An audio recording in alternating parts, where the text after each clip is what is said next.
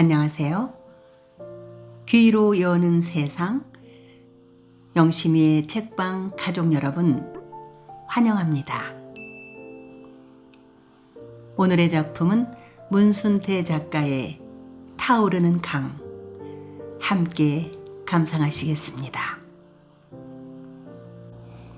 제8부 그리운 영산강. 오병태는 공안원의 방망이에 머리를 얻어맞아 피를 흘렸고, 최종주는 허구리를 부다든 채 땅바닥에 퍼질러 앉아 있었다. 장백년도 방망이에 맞은 더수근이가 뻐근해서 어깨를 들썩일 수가 없었다. 김인숙만이 성한 듯 손수건에 물을 묻혀와 오병태 이마에 피를 닦아주고 있었다.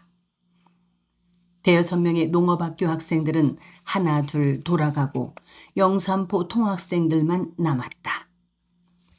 우리 함께 경찰부로 가보자. 오병태가 큰 소리로 말했다. 모두들 고개를 끄덕였다. 겁쟁이 최종주도 천천히 오른손으로 땅을 짚고 일어섰다. 영산포 통학생 4명은 역 광장을 가로질러 시내 쪽으로 걸었다. 그들은 학교 가는 것은 이미 포기했다. 유갑서가 경찰부에 붙들려 간 것을 알면서 그들만 학교에 갈 수가 없었던 것이다. 그동안 통학차에서 조선 학생과 쪽발이들 사이에 자주 충돌이 있었지만 경찰이 붙들어 간 건 오늘이 처음이다. 먼저 주먹을 휘두른 쪽발이는 풀어주고 왜 억울하게 병서만 잡아가는 거지? 오병태가 말했다. 3년째 영산포에서 통학을 한다는 오병태는 그동안 통학차 안에서 조선 학생과 일본 학생들 사이에 있었던 크고 작은 사건들에 대해 이야기했다. 오병태의 말로는 일주일에 한두 번은 꼭 시비가 있었다고 했다. 자리 다툼이 가장 많았고, 더러 일본 남학생들이 조선 여학생들을 놀리는 일도 있었다고 했다. 지난 봄에는 오병태가 앞다투어 통학차에 승차하면서 일본 학생의 발을 살짝 밟은 적이 있었다. 오병태가 미안하다고 사과하였으나 일본인 학생은 시비를 걸었다. 거듭 사과하면서 고의가 아니었다고 설명했으나 막무가내로 오병태의 가슴을 툭툭 치며 계속 달려들었다. 오병태는 참고 또 참았다. 일본인 학생과 시비를 해봐야 이득이 없다는 것을 알고 있었기 때문이었다. 오병태가 한 대 맞고 참았다. 김인숙을 포함한 4명의 영산포 통학생들은 걸어서 경찰부 청사 앞에 당도하였으나 청사 안으로는 들어가지 못하고 초소 앞에 서 있었다. 남학생들이 김인숙에게 그만 학교에 가라고 했으나 그녀는 유갑서가 풀려나온 것을 보기 전에는 그들과 함께 있다고 했다. 1시간 이상 기다렸으나 갑서는 풀려나지 않았다. 오병태가 초소에 보초를 서고 있는 순사에게 역에서 끌려온 학생은 언찌 되었느냐고 물어보았으나 거들떠보지도 않았다. 그들은 12시가 다 되어서야 유갑서가 경찰부 건물에서 혼자 걸어 나오는 것을 보았다. 그들은 갑서에게 달려가 애둘러 섰다. 갑서의 얼굴 콧잔등이 벌겋게 부어올라 있었다. 기차 안에서 도끼 눈의 일본 학생한테 얻어맞은 자국이었다. 괜찮냐? 다친 데 없어? 오병태가 갑서의 몸을 살피며 물었다. 나 괜찮으니 걱정 마. 근데 학교들 안 가고 여기서 뭐들을 하는 거야? 유갑서가 억지로 웃음을 흘리며 친구들을 둘러보았다. 합소 내가 붙잡혀갔는데 의리 없이 어떻게 우리만 학교에 갈 수 있냐. 말이 없던 최중주가 갑서의 손을 잡고 흔들며 말했다. 형, 어차피 늦었는데 우리 점심이나 먹고 헤어지더라고. 우리 할머니 집으로 가세. 백년이 오병태의 눈치를 살피며 말했다. 백년이의 제의에 모두들 선뜻 결정을 못하고 서로의 표정만을 살폈다. 백년이 할머니 엄청 부자요. 금성관이라고 하면은 광주 사람들 다 알아. 최중주가 끼어들었다. 그렇게 하여 그들은 백년을 따라 금성관으로 향했다. 백년의 할머니인 마금례는 학교에 있어야 할 백년이가 느닷없이 친구들을 데리고 오자 놀라움을 감추지 못했다. 할머니는 오병태 이마에 핏자국과 유갑서의 콧잔등이 부어있는 것을 보고 백년을 따로 방으로 불러 무슨 일이냐고 다그쳤다. 백년은 숨김없이 사실대로 모두 이야기했다. 그때서야 할머니는 밖으로 나와 백년이의 친구들을 반갑게 맞아주었다. 할머니는 그들이 영산포 친구들이라는 말에 한껏 친절하게 대해주었다. 지금까지 백년이가 이렇듯 여러 명의 친구들을 데리고 온 것은 처음이었다. 마금례는 백년이 친구들에게 청요리집에 전화를 하여 점심으로 우동과 탕수육을 시켜주었다. 그녀는 백년이 친구들 옆에 앉아서 그들이 맛있게 음식 먹는 것을 지켜보았다. 점심을 먹고 나자 후식으로 참외와 과자를 내왔다. 그들은 너무도 후한 대접에 감동한 듯 싶었다. 모두들 부자 할머니를 둔 백년이를 잔뜩 부러워하는 눈치였다. 백년이도 기분이 좋았다. 특히 김인숙이가 백년에게 자주 밝은 웃음을 보내며 한껏 기분 좋아하는 것을 보자 은근히 마음이 달뜨기까지 했다. 지금까지 여학생으로부터 은근한 눈길을 받아본 적이 한 번도 없었던 백년이는 가슴이 뛰었다. 오병태도 백년이를 대하는 태도가 완전히 달라진 듯 싶었다. 그는 마음속으로 한동안 백년이를 개똥이 아들이라고 놀려댔던 것을 후회하고 미안해하는 눈치였다. 금성관에 온 후로 오병태는 시종 조심스러운 태도로 백년을 대했다. 이 모든 것이 할머니 덕이라는 것을 알고 있는 백년이로서는 친구들에게 잘해준 할머니에게 진실로 고마움을 느꼈다. 그에게 광주 할머니가 있다는 것이 얼마나 큰 행운인가 싶었다. 이런 할머니를 혼자 두고 새끼네로 돌아간다는 것은 배신이 아닐 수 없다는 생각이 들었다. 이날 마금례는 백년이 친구들에 대해 표관하게 큰 관심을 보여주었다.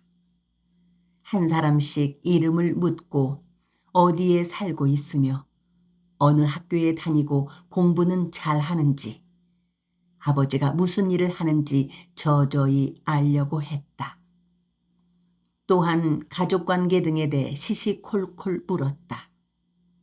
특히 백년이와 같은 학교 동급생인 최중주와 김인숙에 대해 각별한 관심을 나타냈다. 앞으로 우리 백년이와 형제처럼 친하게 지내고 언제든지 놀러들 오거라. 그러고 아까 우리 백년이한테 얼핏 듣자니까 오늘 통학차에서 외놈 학생들하고 시비가 있어갖고 서로 주먹질을 하고 경찰부과정 갔었다는디. 앞으로는 조심들 해라. 시방 못된 세상인디 외놈들하고 맞설라고 그려. 세상 일은 어른들한테 맡기고 니들은 그냥 공부만 열심히 하는 기야. 한창 공부해야 할 때 자칫 잘못하가는 일생을 망칠 수가 있다는 것을 명심이여. 니네들 힘으로는 아직 아무 일도 할 수가 없어. 똥이 더러워서 피어제 어디 무서워서 피어겠냐. 내 말 알았지? 우선은 공부 열심히 해서 힘을 탄 연후에 독립을 위해서 싸우든지 말든지 해야지. 내 말 알겠지야? 마금례는 어른답게 좋은 말로 학생들을 타일렀다. 이날 푸짐하게 점심을 얻어먹은 그들은 학교에 가지 않고 금성관에서 오후 내내 백년이와 함께 놀았다. 백년이 방에 벽돌림으로 앉아 시간 가는 줄 모르고 이야기꽃을 피웠다. 영산포 소학교 시절에는 유난히 말수가 적었던 김인숙도 이날 보니 별로 내숭을 떨지 않고 남자친구들과 말도 잘하고 서로 격이 없이 어울렸다. 그녀가 백년이 자신에게 호감을 갖고 있는 것처럼 느껴졌다. 이날 친구들은 해가 설핏해서야 일어섰다. 무덥고 지루했던 여름이 끝나가고 있었다. 그 여름의 끝자락에서 장마가 시작되었고 폭우가 쏟아져 광주천 물이 둔치를 핥으며 그들먹하게 흘렀다. 다행히 물이 시내로 흘러넘치지는 않았다.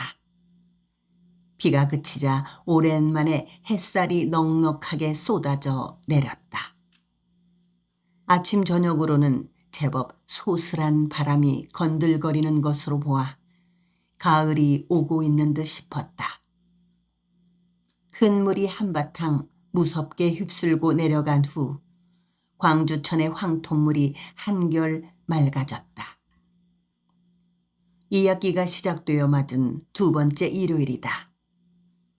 최규창이 하숙을 하고 있는 진남관에 오랜만에 친구들이 모였다.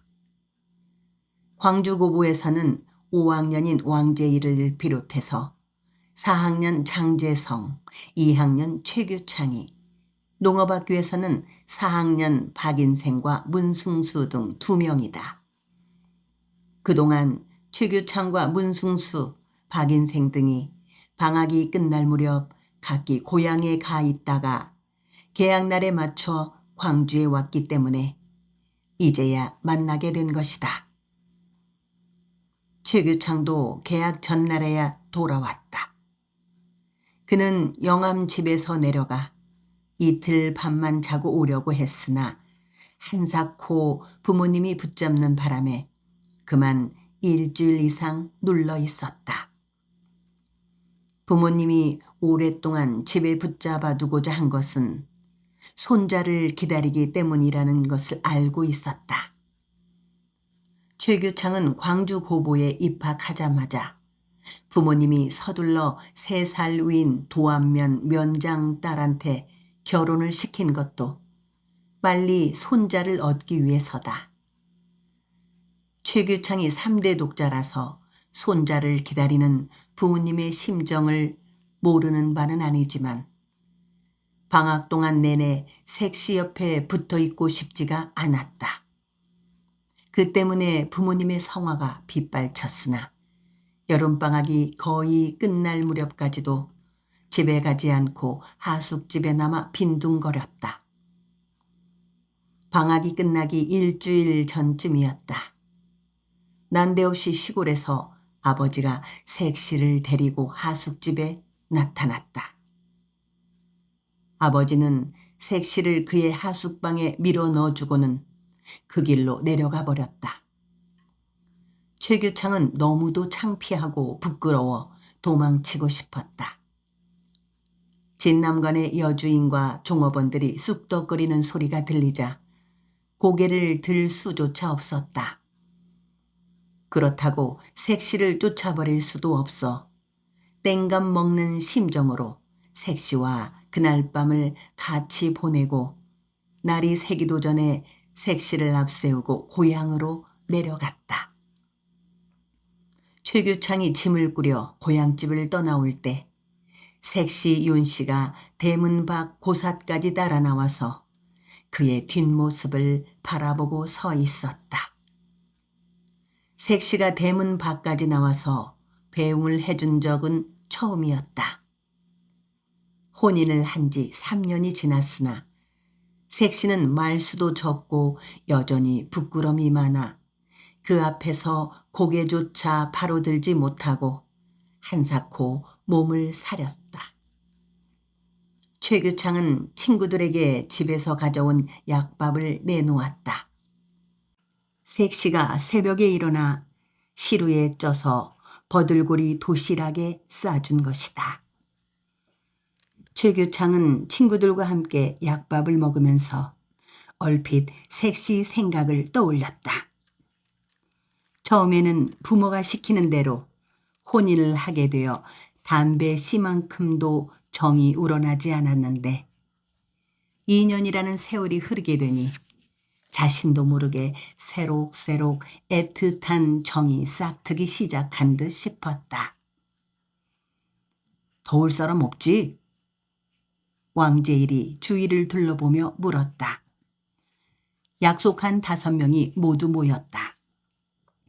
그날 그들이 모이기로 한 것은 서울에서 60만 세 사건이 터진 이틀 후 광주에서도 서울의 조선학생 사회과학연구회와 같은 학생 조직체를 만들자는 의견에 동의한 학생들이 보다 구체적인 논의를 해보기 위한 것이었다.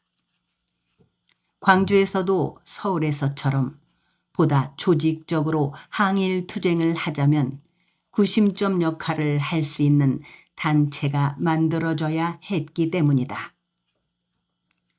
오늘이 9월 3일이니까 10월 중에는 조직이 출범을 해야 할 것 같은데 그러자면 바짝 서둘러야겠어.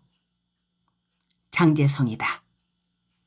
차분하면서도 매사에 적극적인 그는 5사람 중에서도 학생 조직체를 빨리 만들어야 한다고 누구보다 열성을 보여왔다.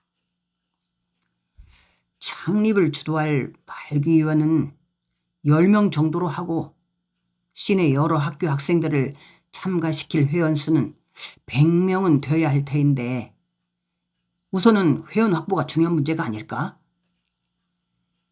창립 발기위원을 좀 늘리는 것이 좋지 않겠어? 최소한 15명 이상은 되어야지. 왕제일의 말을 문승수가 받았다.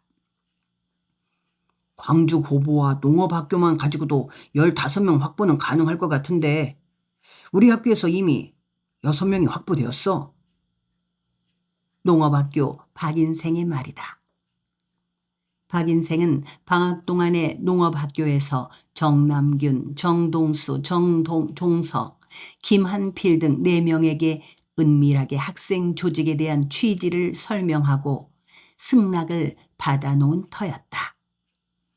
그들 모두 기숙사에 같이 있는 친구들로 학업 성적도 우수하고 믿을 만한 학생들이다. 무엇보다 그들은 항일 감정이 뜨거웠고 사회주의 이념에 대해서도 호감을 갖고 있어 몇 차례 토론을 벌인 적도 있었다. 우리 광주고보에서도 이미 여기 3사람 외에 6명으로부터 동의를 받아놓고 있어.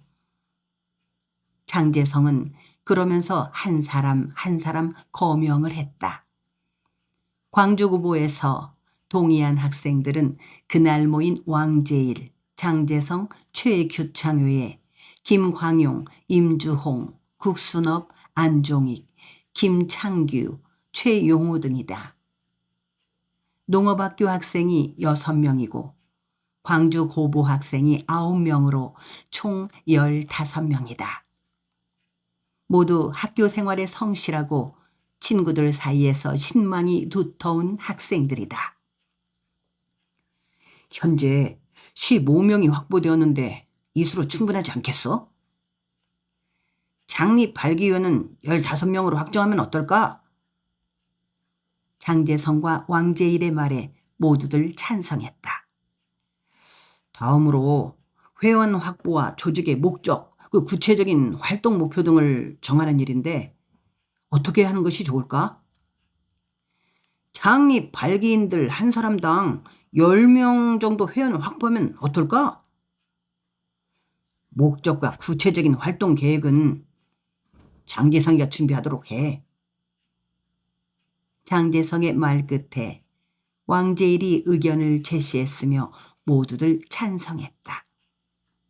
그들은 비밀이 새어나가지 않도록 신의를 지키자면서 손을 한데 모으고 다짐했다. 그리고 서로 굳게 악수를 나누었다. 그들은 회원이 확보되면 창립 일주일 전쯤 다시 만나기로 하고 일단 헤어졌다. 최규창의 하숙집에는 왕제일과 장제성 등 세 사람만 남게 되었다. 제일이 형, 오늘 우리가 모였다는 것을 지 선생님한테 알려드려야지. 그렇게 하는 게 좋겠다. 장제성의 말을 왕제일이 받았다. 세 사람은 지용수 선생을 만나기 위해 진남관을 나와서 흥학관으로 향했다. 밖에 나오자 소슬한 가을바람이 건듯 불어 머리칼을 헤집고 달아났다. 어느덧 하루의 쇠잔한 햇살이 광주 천변 버드나무 이파리에 가볍게 매달려 있었다. 그해 11월 3일 광주 고보와 농업학교 학생 15명이 진남관 최규창의 하숙방에 모였다. 당초 계획보다 2주일 정도 늦어진 셈이다. 100명의 회원을 확보하느라 계획이 늦어졌다. 이날 모인 사람은 광주 고보에서 왕제일, 장제성, 최규창, 김광용, 임주홍, 국순업, 안종익, 김창주, 최용우 등 9명이고 농업학교에서 박인생, 문승수, 정남균, 정동수, 정동, 종석, 김한필 등 6명이었다. 좁은 방에 15명이 꽉 들어찼다. 이날 모이기로 한 학생들이 모두 참석하자 그들 중에서 나이가 가장 많은 왕제일이 일어섰다. 왕제일은 이날도 한복에 검정색 두루마기까지 입었다. 약속한 학생들이 모두 모였으니 회의를 시작하도록 하겠습니다. 장소가 협소한 점 양해하시기 바랍니다. 오늘 이 자리에 모인 학생들은 발기위원이 되는 것입니다. 발기위원 외에 100명의 회원이 있습니다. 오늘 마땅히 회원 전체가 한자리에 모여서 결성총회를 갖는 것은 원칙이나 여러분이 잘 아시다시피 우리에게는 그만한 자유도 주어지지 않고 있습니다. 우리에게는 결사의 자유가 없습니다. 그 점 양해해 주시기 바랍니다. 그리고 오늘 이 자리에 모인 여러분들은 피차 이름과 얼굴이 드러나 누구라는 것을 알게 되었으나 나머지 100명은 창립회원으로 참여하기는 해도 누구인지 모를 것입니다. 그것은 당분간 비밀을 유지하기 위해서입니다. 각 발기위원은 자신이 추천한 회원에 대해서만 알고 있을 뿐이고 다른 회원들에 대해서는 모릅니다. 그러나 회원 명단만은 공개하도록 하겠습니다.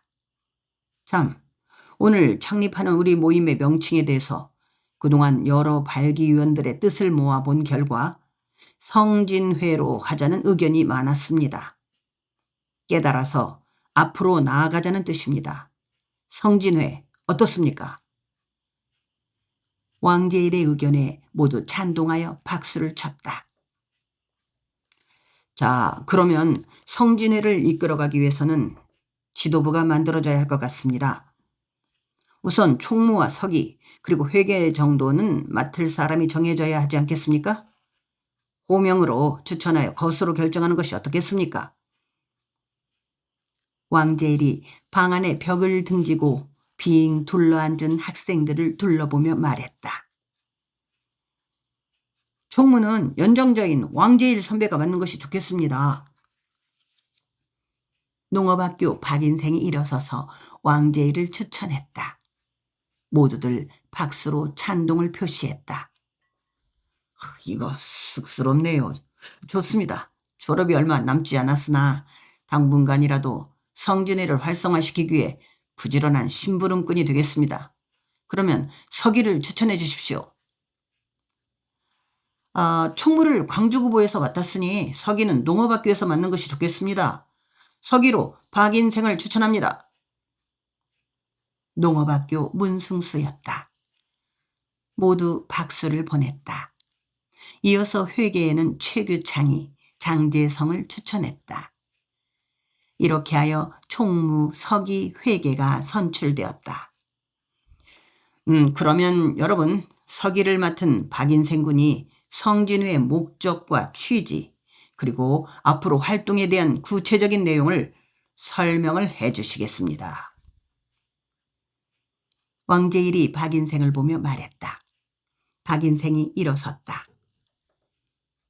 박인생입니다.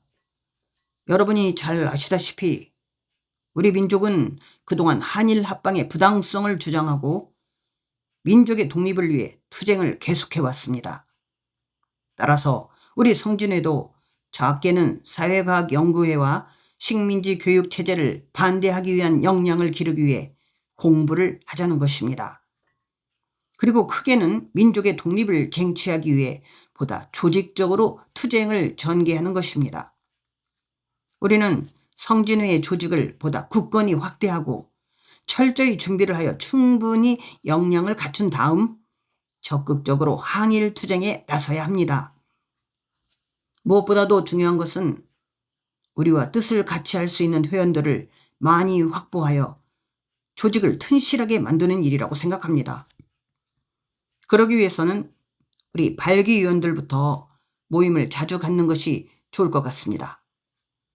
제 생각에는 한 달에 2번 정도? 그러니까 첫째 주와 셋째 주 토요일에 모여서 사회과학 연구와 조직 확대를 다져나가는 것이 어떻겠습니까? 서기 박인생의 제안에 모두 찬성했다. 회비는 월 10전으로 하는 것은 어떻겠습니까? 회계를 맡은 장재성이 말하자 박수를 쳤다.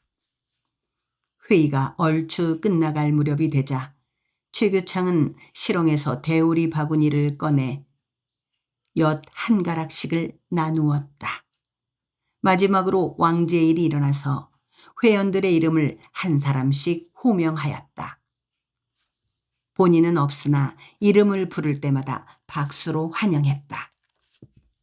호명된 회원들은 유치호, 김몽길, 여도현, 김시성, 하의철, 이동선, 박무길, 정규석, 김기주, 최상호, 김태영, 임종대, 김필재, 김재용, 유상걸, 박오봉 등 100여 명이었다.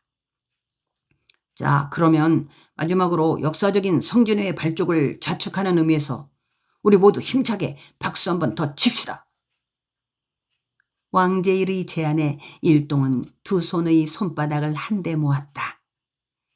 장소가 장소인 만큼 손바닥의 마찰을 최소한 줄여 박수 소리가 밖으로 흘러나가지 않도록 했다.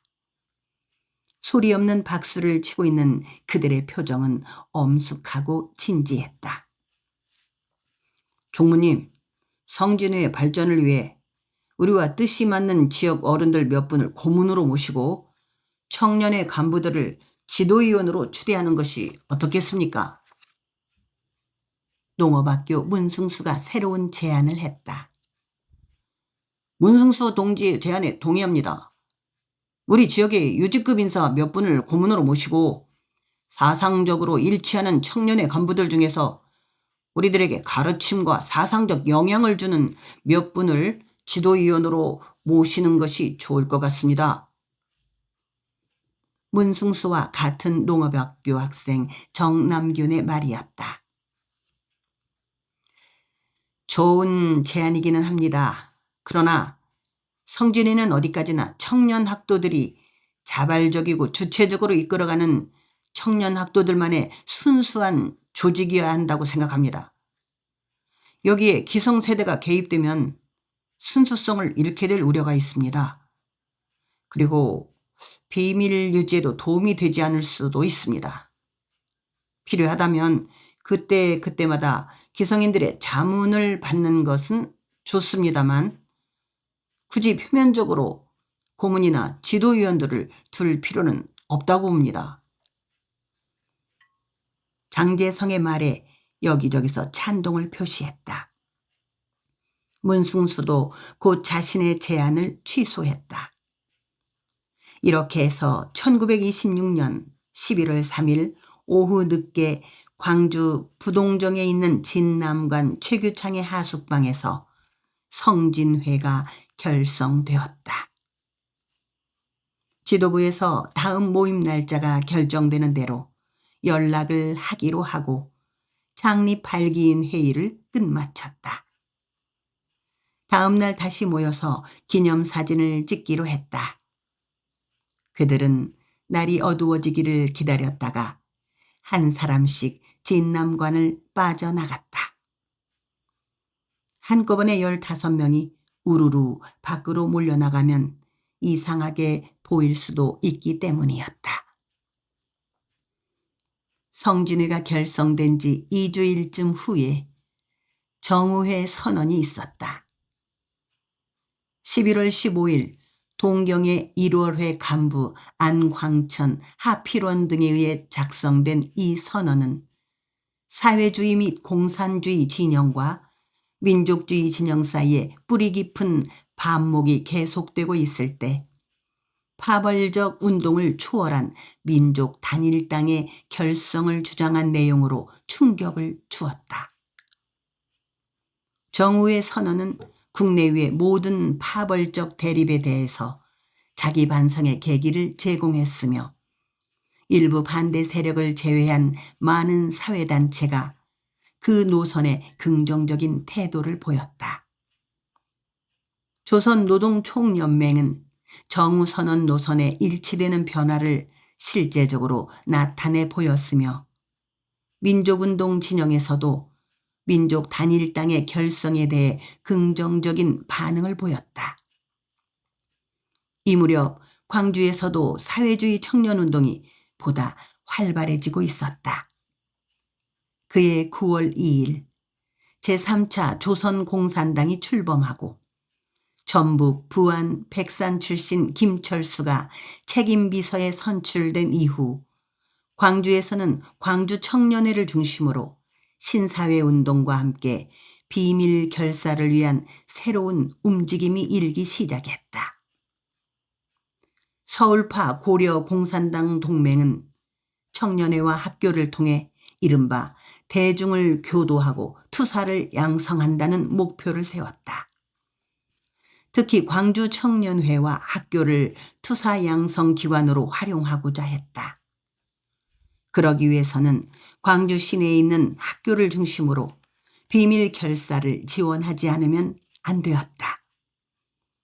이 목표를 달성하기 위해서 강혜석과 지용수가 ML당 Y부, 학생 지도부를 장석천 후보 당원이 Y부 재건의 책임을 지고 있었다. 이들 세 청년은 학생 비밀 결사와 조선공산당 당원 지도를 맡기도 했다. 특히 1926년 3월 동경으로 건너가 동경 상과대학 예과에 입학한 장석천은 4개월 만에 중퇴를 하고 광주로 다시 돌아와 전남 청년동맹위원장에 선출되기도 했다. 그는 일신의 입신양명을 위해서 한가하게 일본에서 유학을 하고 있을 때가 아니라고 판단하고 서둘러 고향으로 돌아왔다고 말했다. 강혜석, 지용수, 장석천 등 사회주의 청년운동을 주도하고 있던 세 청년은 신사회 건설을 위해 시급한 것이 청년 학도들을 교화하는 문제라고 판단하고 사상문제 대강연회를 열기도 했다. 신의회에서 기획한 강연회는 주로 흥학관에서 열렸다. 강연회를 통해 자본주의 제도와 결함을 폭로하고 자본주의가 필연적으로 붕괴하리라는 신념을 가지고 민중이 주인이 되는 신사회의 이상향을 제시하고자 했다. 이 같은 공개 강연회에는 수백 명의 학생들이 몰려들었으며 이들 학생들을 비밀 결사에 끌어들이는데 결정적 도움을 주었다. 특히 성진의 발기 회원들은 학생들을 회원으로 끌어들이기 위해서는 일단 사상 강연회에 데리고 가서 강연을 듣게 한 후에 자연스럽게 유도하면 어렵지 않게 성공할 수 있었다.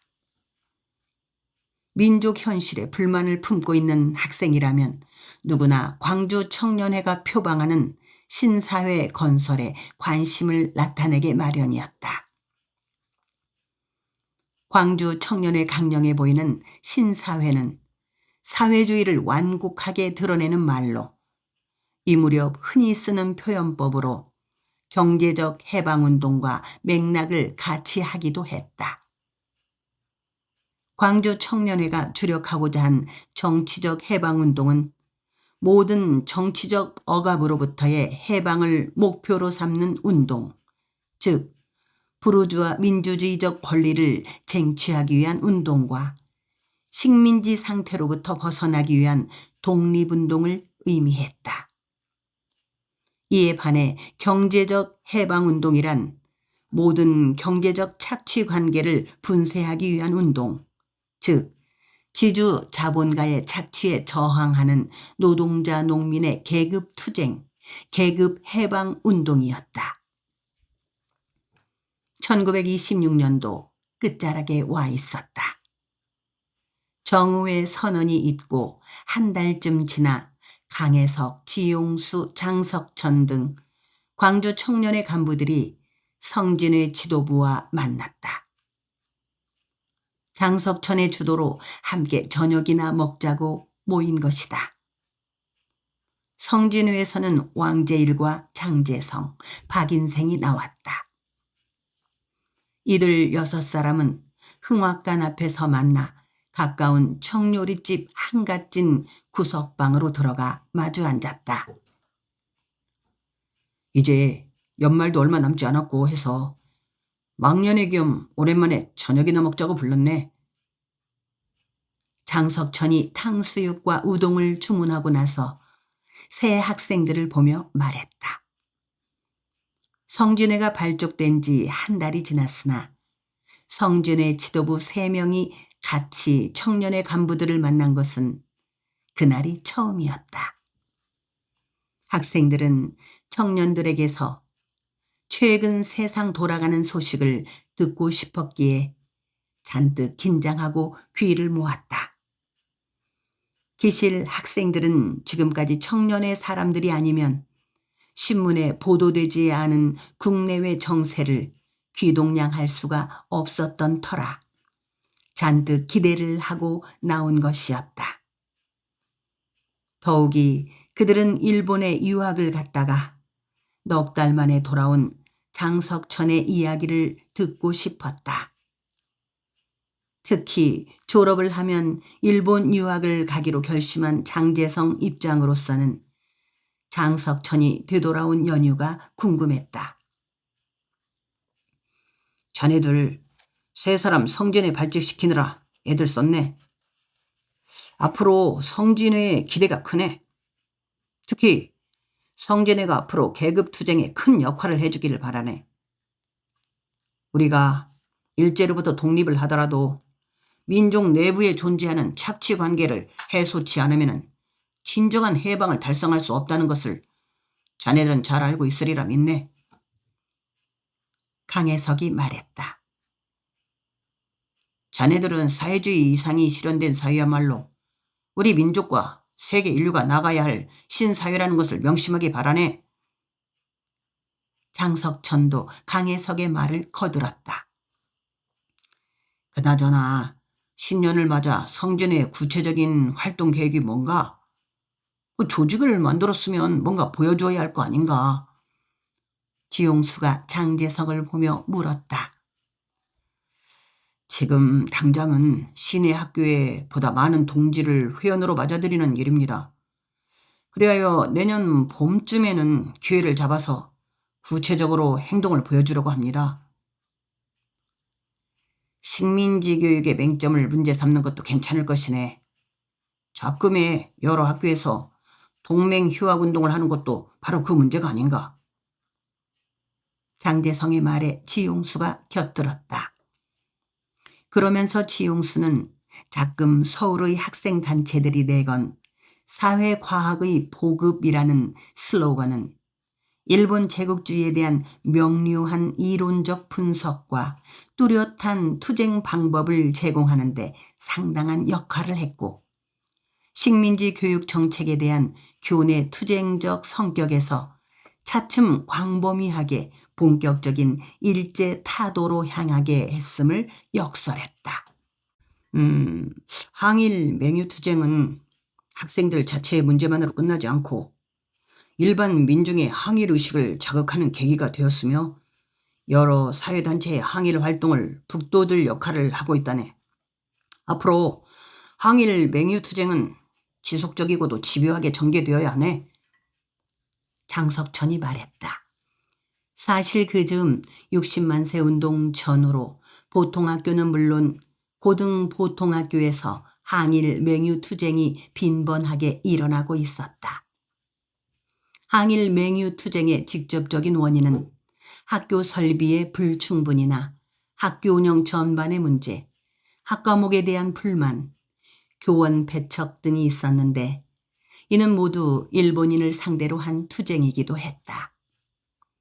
당시 전국 보통학교 1187개 학교 중에서 조선인 교장은 겨우 37명에 지나지 않았고 중등 이상의 학교는 거의 일본인 교장이었다. 그 결과 각급 학교에서는 일본인의 실질적인 지배가 현저했으며 이에 대한 불만이 많았다. 앞으로 기회가 오면 우리 지역에서도 조직적인 항일 맹유 투쟁을 전개할 것입니다. 그러자면은 그전에 보다 많은 동지를 규합하는 것이 과제입니다. 중심 세력의 신념이 확고하고 명분만 있으면은 정교생의 참여는 가능하다고 봅니다. 왕제일에 이어 박인생이 말했다. 기회는 만들면 된다고 생각합니다. 당장 일본인 선생이 학생들에게 하는 말 중에 조선을 비하하는 내용이 있으면 꼬투리를 잡으면 되니까요. 서울중앙고부에서 친일파 조선인 교장이 조선놈들은 석탄을 뗄 필요가 없다 라든지 썩을 민족, 야만인족 이니 하는 말을 했다가는 전교생들이 들고 일어나서 맹유투쟁에 돌입했지 않습니까? 장재성이 다소 흥분한 목소리로 말했다. 자네들 생각은 잘 알겠네. 그만하면 언제든지 조직적인 투쟁이 가능할 것 같네. 앞으로 투쟁에 돌입할 계기가 만들어지면은 사전에 우리 다시 만나기로 하고 오늘은 저녁이나 맛있게 먹고 헤어지세. 음식이 들어오자 강혜석이 말했다. 그들은 술도 없이 탕수육 한 접시를 금방 비우고 나서 저마다 우동을 먹기 시작했다. 질문 있습니다. 순식간에 우동 국물 한 방울까지 다 둘러 마시고 난 장재성이 옆차로 입을 헹구더니 뚜벅 입을 열었다. 음식을 먹고 있던 세 청년은 일제히 장재성을 향해 눈길을 모았다. 청년의 회원들이 18회와 광주 신호회로 양분되어 있는데 그 원인이 무엇입니까? 제가 보기에는 사상과 이념의 노선은 서로 같은데 말입니다. 장재성은 평소에 궁금하게 생각하고 있던 바를 물었다. 그가 보기에 18회와 광주 신호회는 차별성이 별로 없어 보였던 것이다. 다른 점이라면 18회가 신호회보다 10개월 정도 먼저 결성되었다는 것 정도였다. 광주 신의회는 1년 전인 1925년 12월에 결성되었는데 간부진은 강석봉, 강혜석, 김강, 김갑수, 김광진, 김재명, 김용환, 김흥선, 지용수, 최한영 등이었다. 거의 광주 청년회 회원들이었고 김강이 점원 청년회, 김갑수가 형평 청년회, 김용환이 광주 기독 청년회 회원이었다. 점원들을 중심으로 만들어진 점원 청년회와 도산업에 종사하는 청년들 단체인 형평 청년회 회원이 신의회 간부로 참여하고 있다는 사실이 돋보였다. 성진회 간부들이 주로 만나는 사람들은 신의회 쪽이었다. 장군 말대로 18회와 신의회는 사상적 뿌리와 이념적 목표는 같네. 다만 18회는 유물사관 등 사회주의를 연구 학습하는 데 중점을 두고 있다면 우리 신의회는 사상운동과 청년운동, 노동운동 등 연구보다는 실제 운동 지도에 비중을 두고 있다네. 올해 광주에서 광주 인쇄공들의 모임인 인공청년회와 점원청년회, 도산업의 형평청년회가 만들어진 것도 따지고 보면은 우리 신의회의 지도로 가능하게 된 것이라네. 강혜석이 말했다. 그랬다. 광주에서 그 해에 직업별 청년 단체들이 집중적으로 결성된 것은 신의회 노력의 결과였다. 이들 직업별 청년 단체는 신의회 후원으로 강연회와 토론회, 강습회 등을 열고 회원들에게 사회주의 사상을 교육시켰다. 사회주의 사상단체는 광주 이외의 농촌 지역에서도 발족했다. 그해 11월 대촌면에서 결성된 적심단이 그것이다. 적심단은 대중본위의 신사회 건설, 해방운동의 전위대 다짐, 무산계급의 교양과 훈련 등 3개 항을 강령으로 내세웠다. 적심단의 단장은 이동현, 부단장 서재권, 총무의 서재익이었다. 이 무렵 사회주의 사상과 이론에 심취한 일부 청년들은 사상 연구에만 만족하지 않고 공산주의 비밀 결사에 가담했다. 18회 최안섭과 조준기는 26년 조선공산당 및 고려공산당 청년회에 가담했다. 이들 외에도 김유성, 김재중, 신동우, 정홍모, 최일봉 등이 당원이나 공청원으로 활동했다. 조선공산당에 입당한 청년들은 18회와 광주노동공제회, 광주소작인연합회, 신광청년회를 거점으로 활동했다. 그런가 하면 18회의 전도는 서울파 공산주의 그룹 비밀 결사인 고려공산동맹에 가담했다. 그는 이보다 앞서 고려공산동맹의 전남지역 책임자로 선정되기도 했었다. 25년에 전도를 비롯한 강석봉, 김광진 등의 주도로 결성한 전남 해방운동자 동맹은 서울파의 전남지역 표면 기관이었다. 그보다 10달쯤 뒤에 결성된 신의회는 서울파의 광주지역 표면 기관이었기에 신의회원 중에 적지 않은 회원들이 서울파의 비밀 결사인 고려공산당에 가담했던 것이다. 그러나 당시 서울파는 이합 집산이 거듭되었기 때문에 그 계보가 복잡하게 얽혔다. 그 무렵 서울파는 조선공산당과의 통일을 둘러싸고 이에 찬성하는 신파와 반대하는 구파로 쪼개져 대립했다. 서울 신파 ML당은 조선공산당과 합류했다. 이와 때를 같이한 광주의 서울파는 조선공산당과 고려공산당 청년회에 대거 입당하게 되었다. 조공 전남 책임을 맡고 있던 강석봉과 공청 전남 책임을 맡고 있던 김재명을 비롯 강영석, 강혜석, 김홍선, 유혁, 지용수, 최영훈, 한길상 등이 그들이다. 이처럼 광주의 사회주의 청년들은 북붕파와 화요파 등의 연합 세력인 조선공산당 계열과 고려공산동맹 계열로 양분되고 말았다. 18회는 조선공산당, 광주신회는 고려공산동맹의 광주지역 표면기관이 된 것이다. 따라서 광주의 조선공산당 계열이 광주노동공제회와 광주소작인 연합회를 매개로 노동대중과 접촉했다. 한편 고려공산동맹 계열은 광주청년회와 직업별, 계급별 청년단체를 통해 청년과 학생층으로 파고들어 활동했다. 조선공산당에 입당했던 광주지역 사회주의자들은 26년 여름에 조직이 발각되어 대부분 검거되고 말았다. 반면에 고려공산동맹 계열은 피해를 입지 않고 온전히 조직이 보존되어 그해 가을부터 조선공산당에 가담하였다.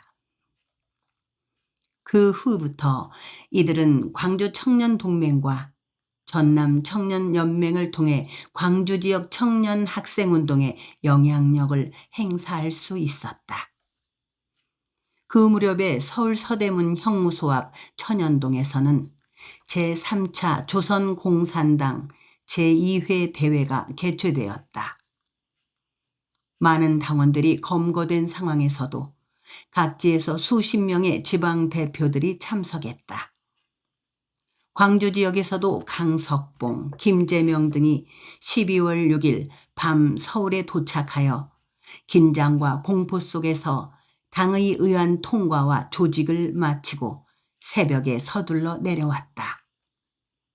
저녁을 먹고 청년의 간부들과 헤어진 왕제일과 장제성, 박인생은 그 길로 함께 최규창의 하숙집으로 갔다. 골치 아파. 이놈의 계보가 왜 이리 복잡하게 엉켜있는 거지? 목적지는 같은데 왜 그리 가는 길이 복잡한지 모르겠단 말이야. 왕제일이 최규창의 하숙방에 들어서자 벌렁 누우며 두 손으로 머리를 싸매고는 좌우로 거칠게 흔들어댔다. 18회와 신호회만도 복잡한데 조선공산당하고 고려공산연맹이 서로 뒤엉켜서 혼란스럽구만. 대의를 생각해야지 말이야. 암튼 이 앞집사는 되풀이하는 어른들을 일에 신경 쓰지 말고 우리들 일이나 걱정하자고. 장제성과 박인생도 한마디씩 뱉어냈다. 그래, 인생이 말이 100번 오라. 우리는 앞으로 성진의 조직이나 튼튼하게 다져서 동맹휴학 투쟁을 준비해야지. 왕제일은 그러면서도 회원 확장이 마무리되는 대로 적당한 구실을 잡아 맹유 투쟁에 나설 것을 제안했다. 두 사람도 찬동하는 표시로 고개를 끄덕거렸다. 그 무렵 전국적으로 동맹휴학 투쟁이 빈번하게 일어났으나 전남지방에서는 비교적 조용했다. 26년 한 해 만에 전국적으로 55건의 동맹휴학이 있었다. 2년 전까지만 해도 전남에서는 4건의 동맹휴학이 있었으나 25년과 26년에는 1건에 불과했다. 광주 고보생인 왕제일과 장제성은 2년 전 사건을 생생하게 기억하고 있었다. 24년에 처음으로 있었던 광주 고보의 동맹휴학은 그 규모가 꽤 컸었다. 광주 고보와 일본인 중학교인 광주중학교 간의 야구 시합이 있었다. 이날 일본인 심판의 편파적 판정에 불만을 품은 광주 고보 학생들이 일본인 심판 안도오를 현장에서 구타한 사건이 일어났으며 이를 계기로 광주 고보 학생들은 즉각 동맹휴학에 들어갔다. 그러나 그 맹휴는 준비된 것이 아니고 돌발적인 것이었기 때문에 대응 방법이 서툴렀다. 결국 4학년생 고광우, 국채덕, 최현주, 지창수 등만 퇴학을 당하고 말았다. 영심이의 책방 가족 여러분, 안녕하세요. 지금까지 우리는 문순태 작가의 타오르는 강, 제1부 대지의 꿈, 제2부 깨어있는 밤, 제3부 영유, 제4부 개항, 제5부 선창, 제6부 의병을 감상하셨고요. 제7부 어둠의 땅, 그리고 제8부 그리운 영산강까지를 함께 하셨습니다. 이제 남은 마지막 제9부 별들의 행진으로 이어집니다. 그럼 다음 편에서 만나겠습니다. 감사합니다.